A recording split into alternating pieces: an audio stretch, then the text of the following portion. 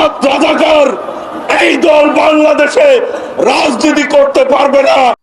কি সাহস, কি একটা থ্রেট মারছে, তাই না? ওই হচ্ছে টুকু, সাবেক ছাত্র দলের সভাপতি ছিল সম্ভবত। যাই হোক, ওর আরেকটা পরিচয় আছে। আমি ওই ভিডিওটা আপনাদেরকে তুলে ধরলে তাহলে আপনারা স্পষ্ট মালটাকে চিনতে পারবেন। তারপর সম্পূর্ণ আপনাদেরকে বিস্তারিত আমি বলছি কি হচ্ছে।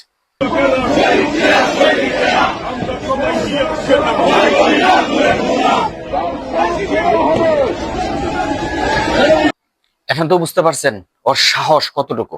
2024 সালের যখন নাকি বিএনপির মহাসমাবেশ ছিল ঢাকায়, সে একটি স্পট এসে দাঁড়িয়ে দাঁড়িয়ে স্লোগান দিচ্ছিল, আমরা সবাই জিয়ার সেনা, ভয় করি না বুলেট বোমা।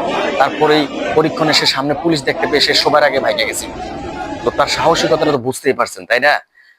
তারে ভাই, এসব এই বুলি মাইরা ফাঁকা মাঠে দেশকে জাতিকে বিভেদ কইরা লাভটা হবে কি?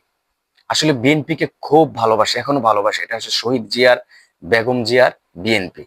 এটা আসলে এই টুকুমুকু নেতাদের কারণে এই বিএনপিতে আজকে এই লাগামহীন কথাবার্তা বলার কারণে আজকে মানুষের কাছ থেকে জনবিচ্ছিন্ন হয়ে যাচ্ছে দিন দিন।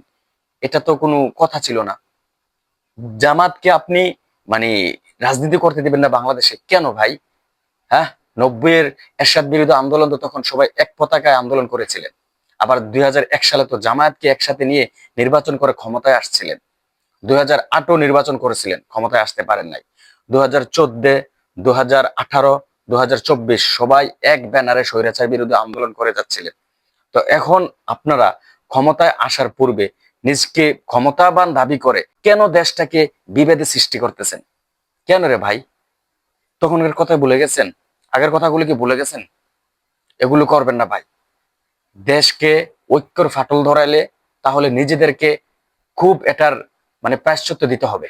এই অপরাধের এটার শাস্তি আপনাদেরকে বেশি ভোগ করতে হবে, মনে রাখবেন।